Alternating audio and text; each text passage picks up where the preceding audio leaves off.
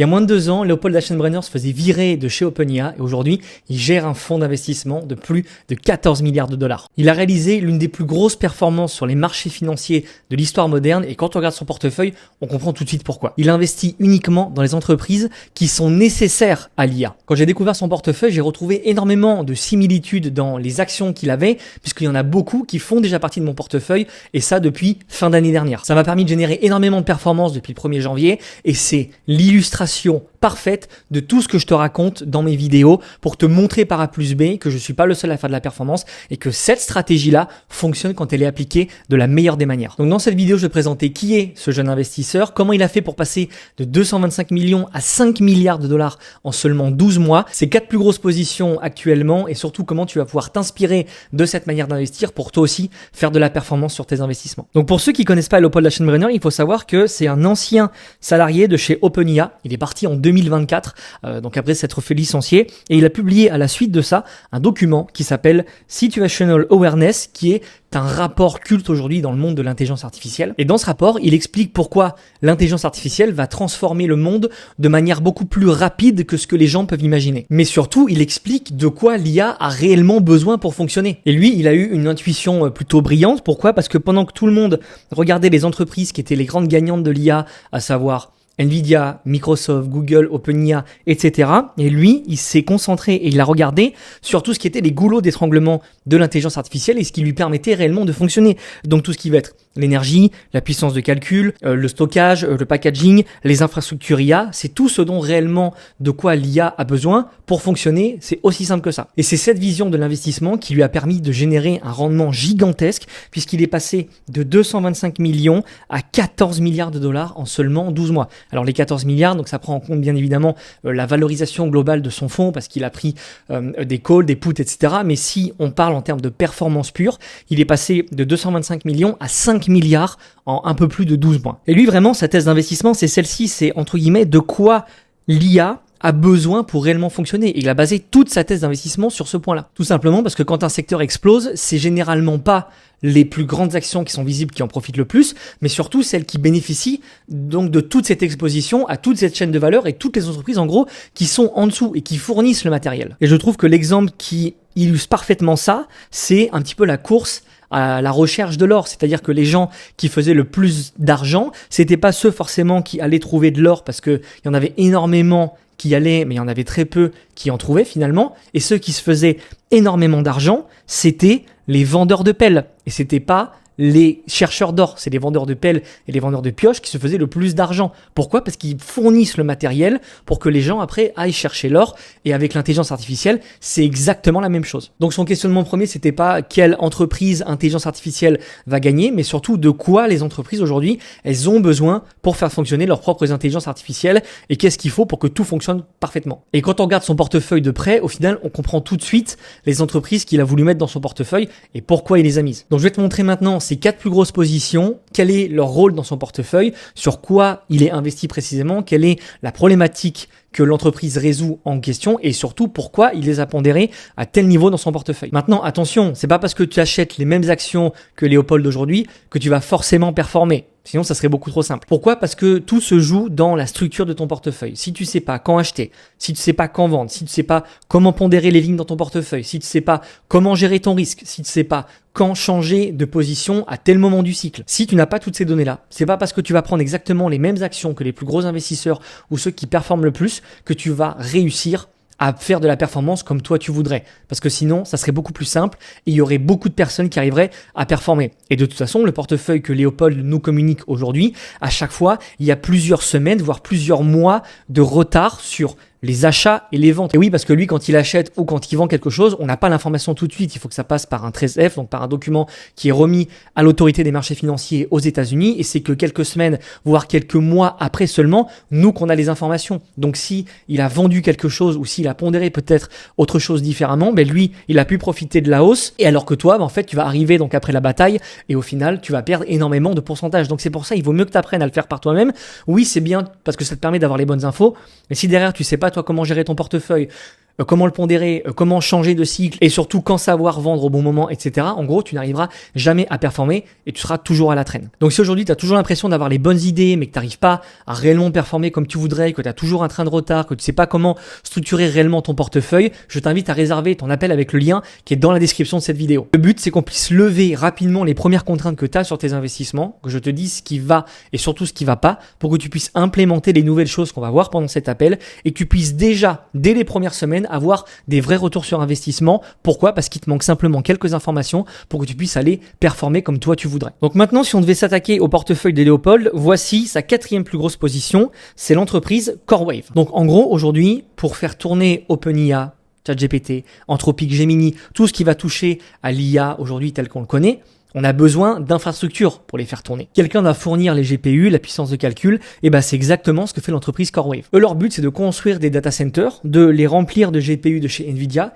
et de louer leur puissance de calcul à des géants de l'IA comme Microsoft, comme Google, comme OpenIA, comme Anthropic, etc. Et la croissance du secteur de manière globale et de cette entreprise, c'est absolument fulgurant. On a quand même eu une augmentation du chiffre d'affaires en 2025 de 170%, passant de 1,92 milliards à 5,13 milliards de dollars. C'est le cloud le plus rapide de l'histoire à avoir franchi la barre des 5 milliards de revenus annuels. Mais le vrai chiffre, et qui est hyper important, c'est le niveau du carnet de commandes. On est à 66,8 milliards de dollars, soit déjà 4 fois plus que celui du début d'année. Et qui sont les clients ? Les géants de l'IA, absolument comme toujours, que ce soit Microsoft, OpenIA, il y a quelques mois, il y a eu un accord avec Meta de 21 milliards, ou alors des boîtes comme Anthropic, comme Mistral, toutes les plus grosses boîtes tech signent avec CoreWave. Et donc forcément, plus l'IA consomme de puissance de calcul et plus des boîtes comme CoreWave aujourd'hui deviennent incontournables. Attention, ça ne veut pas dire qu'il y a que du bon, il y a aussi beaucoup de risques sur cette entreprise-là. Le point qui a retenu mon attention, c'est que l'entreprise aujourd'hui est extrêmement dépendante d'un seul client,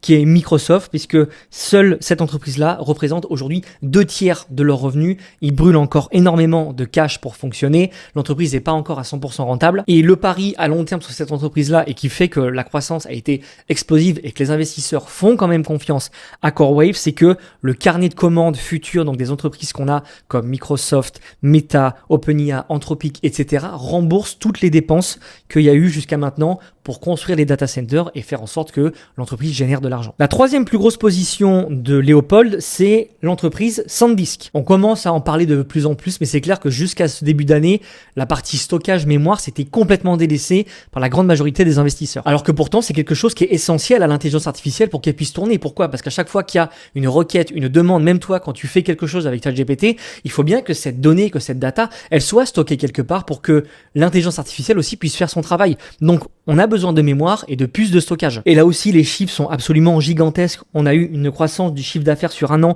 de 251%. La partie data center à elle seule a explosé de plus de 600%. L'entreprise a signé avec des géants 5 contrats à long terme pour 42 milliards. Il y a déjà 100% de leur capacité de production pour toute l'année 2026 qui est déjà 100% vendue. Et en toile de fond, la mémoire flash NAND qui est la mémoire la plus utilisée aujourd'hui par SanDisk.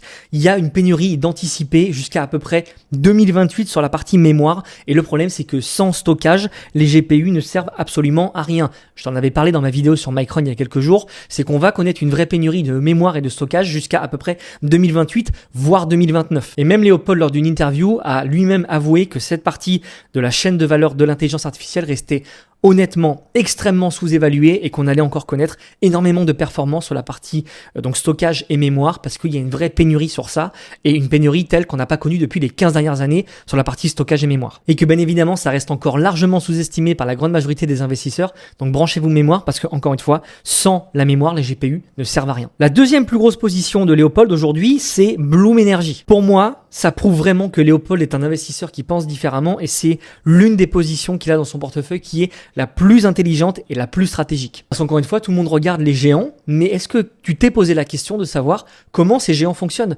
Comment un data center ça fonctionne ? De quoi ça a réellement besoin pour être alimenté en énergie ? Parce qu'à un moment donné, le problème c'est pas la puissance de calcul, c'est pas le stockage, c'est pas les connectivités réseau, c'est l'énergie. comment on va faire fonctionner tout ça? Même des types comme Elon Musk, comme le PDG de Nvidia, mettent énormément en avant ces thèses-là d'investissement et dire que on va connaître un boom sur la partie énergie et que ça va générer énormément de performances dans les 5 prochaines années. Pourquoi? Parce que tu peux avoir les meilleurs GPU du monde, tu peux avoir les meilleures puces de stockage, tu peux avoir les meilleures connectivités, les meilleures infrastructures. Si derrière, tu n'as aucune énergie pour les faire fonctionner, ça ne servira à rien. Et on va connaître une pénurie d'énergie qui va être extrême sur les data centers. Pourquoi? Parce que ça a des consommations de mini-villes. On a besoin d'énormément d'une quantité d'énergie qui est lunaire pour faire fonctionner toute cette partie data center, intelligence artificielle. On a besoin de trouver des solutions, que ce soit sur la partie gaz, nucléaire, énergie renouvelable, solaire. On a besoin de tout ça pour faire fonctionner les data centers à leur plein potentiel 24 heures sur 24 et 7 jours sur 7. Et c'est pour ça qu'aujourd'hui, le plus gros défi de toute l'industrie, c'est d'avoir suffisamment d'énergie pour faire fonctionner toutes les infrastructures. Et c'est typiquement ce que répond aujourd'hui l'entreprise Bloom Energy. En gros, pour te faire simple, l'entreprise fabrique des piles à combustible qui permettent de produire de l'énergie directement sur site. Et ça, c'est un avantage énorme. Pourquoi? Parce que se brancher à un raccordement électrique classique pour un data center, ça prend à peu près 5 à 7 ans pour délivrer toute la puissance dont a besoin un data center. Donc les infrastructures sont gigantesques et ça prend des années. Alors qu'avec ce système-là, Bloom Energy va installer directement ses piles à combustible sur site en seulement 55 jours et c'est opérationnel dès le 56e. Donc le délai de raccordement, ça n'a plus rien à voir et ça permet au data center d'être opérationnel beaucoup plus rapidement et d'avoir l'énergie nécessaire pour fonctionner à pleine puissance le plus vite possible. Et de toute façon, les chiffres parlent d'eux-mêmes. Sur 2025, on a eu un chiffre d'affaires de 2,2 milliards de dollars, soit une augmentation de 37% sur l'année précédente. Ils ont aussi passé un accord avec Oracle pour délivrer une puissance de 2,8 gigawatts et un partenariat aussi avec l'entreprise Brookfield pouvant aller jusqu'à 5 milliards de dollars de revenus pour Bloom Energy. Et la meilleure preuve, comme je te disais, c'était ils ont réussi à construire une production énergétique via donc les piles à combustion sur un des sites de chez Oracle en seulement 55 jours et ce qui change absolument toute la donne. Et c'est ça que recherchent aujourd'hui les entreprises qui construisent des data centers et qui permettent de les opérer, c'est d'être opérationnel le plus rapidement possible. Vu la vitesse à laquelle va l'IA, est-ce que tu penses vraiment que les mecs, ils ont le temps d'attendre qu'il y ait un raccordement au système électrique classique alors que ça prend 5 à 7 ans, alors que là, tu peux le faire en seulement 55 jours? C'est lunaire et la différence de rapidité n'a absolument rien à voir. Donc côté Aschenbrenner, c'est l'un de ses plus gros paris haussiers puisqu'il a pris quand même pour 879 millions de dollars de position haussier sur cette entreprise-là. Et maintenant, la position number one, celle qui t'intéresse sûrement le plus, c'est Nebius Group. C'est l'une de ses plus fortes convictions du moment et il l'a prouvé quand même avec la position et le nombre d'actions qu'il a mis dans son portefeuille. Nebius, c'est un petit peu le CoreWeave européen, c'est-à-dire que c'est une entreprise qui est spécialisée dans la construction des data centers et des infrastructures pour faire fonctionner l'intelligence artificielle et fournir via un service de cloud, délivrer la puissance de calcul et la louer aux gigas et aux hyperscalers de l'IA comme des boîtes comme Microsoft, Google, OpenIA, Anthropic, etc. Et moi perso, c'est exactement le type d'entreprise que j'adore avoir dans mon portefeuille parce qu'elle est positionnée au cœur du cycle et qui fait que sans ça, l'intelligence artificielle ne pourrait pas fonctionner à plein régime comme elle le fait aujourd'hui. La croissance est tout simplement folle. Pourquoi? Parce que rien que sur la partie du deuxième trimestre 2025, l'entreprise a généré 105 millions de chiffre d'affaires, soit une augmentation de 625% par rapport à l'année précédente. Il y a quand même des gros contrats juteux de plusieurs milliards qui valident quand même la thèse d'investissement, notamment via Microsoft et Meta qui ont signé des accords avec Nebius fin 2025 et des accords pluriannuels de plusieurs milliards. L'objectif pour eux affiché en termes de puissance de calcul délivrée, on est à 1 gigawatt sur fin 2026. L'entreprise reste encore petite par rapport à ce qu'elle est vraiment capable de délivrer et pour moi, ça veut clairement dire que le potentiel, même après l'augmentation qu'on a eue depuis un an sur le cours, le potentiel de hausse sur cette entreprise-là reste quand même énorme, que tu le veuilles ou non. Et quand je vois Léopold Aschenbrenner mettre une quantité d'actions dans son portefeuille aussi importante sur une thématique qui a quand même pris beaucoup de pourcentage depuis le début de l'année ou voire même sur les 12 derniers mois, je me dis quand même que je suis sur la bonne voie puisque même moi, j'ai cette entreprise-là depuis le 1er janvier, j'ai pu faire énormément de performances, mais je me dis quand même que le potentiel de hausse reste quand même à venir malgré ce qu'on a connu. Pourquoi? Parce qu'on est quand même en droit de se dire, le mec n'a pas mis cette entreprise-là dans son portefeuille depuis déjà le début de l'année. Et le mec rentre sur l'action en question avec un prix d'achat à 150 $. Et vu la quantité qu'il a, je te garantis que le mec, il va pas sortir simplement pour faire un x2 ou un x3. Cette ligne, elle représente aujourd'hui 35% de son portefeuille, ce qui est littéralement énorme. Et le mec la prend quand même après le gap énorme qu'on a connu. Aujourd'hui, on se situe aux alentours des 265 $ à l'heure à laquelle je tourne cette vidéo. Et vu la quantité qu'il a, t'inquiète pas que le mec il vient pas pour faire un x2 ou un x3. Donc ça veut quand même dire que le potentiel de hausse reste quand même énorme et qu'on peut faire facilement, nous, sur cette entreprise-là, un x2, x3, x4, voire x5 sur les prochaines années si on garde cette entreprise-là sur toute la durée du cycle et qu'on sort au bon moment. Donc bien évidemment, le but de cette vidéo-là, c'est pas que tu puisses copier bêtement son portefeuille, c'est pas ça. Mais simplement de comprendre sa façon de réfléchir sur le cycle, sur les entreprises qui sont indispensables au fonctionnement de l'IA et comment toi aussi tu vas pouvoir structurer ton portefeuille autour de toute cette thèse d'investissement. Moi perso, quand je vois son portefeuille et la façon dont il investit, je vois quand même 4 enseignements principaux que tu peux toi aussi implémenter sur ton portefeuille. La première, c'est que il va viser quand même les contraintes et pas forcément les entreprises qui font du buzz. C'est-à-dire qu'il va investir dans ce qui bloque le système et pas forcément dans ce qui va le rendre visible. Et c'est grâce à ça que tu vas pouvoir faire des très grosses performances comme lui, il a pu le faire. La deuxième chose, c'est qu'il regarde l'infrastructure avant tout. C'est-à-dire la couche qui rend tout le reste possible. Donc, il va orienter ses investissements sur le calcul, sur le stockage, sur l'énergie, sur le cloud.